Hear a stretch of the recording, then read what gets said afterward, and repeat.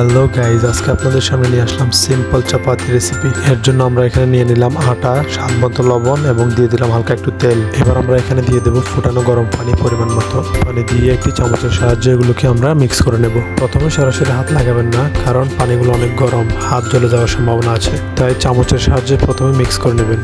এরপর হালকা একটু ঠান্ডা পানি দিয়ে তারপর এগুলোকে হাত দিয়ে ভালোভাবে মলে নেবেন।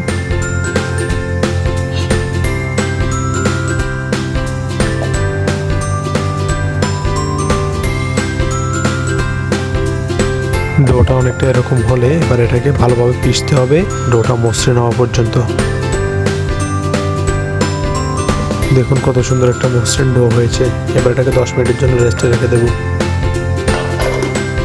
এবার ছোট ছোট করে এরকম অংশ নিয়ে গোল গোল করে শেপ দিয়ে রাখতে হবে রুটি বেলার জন্য।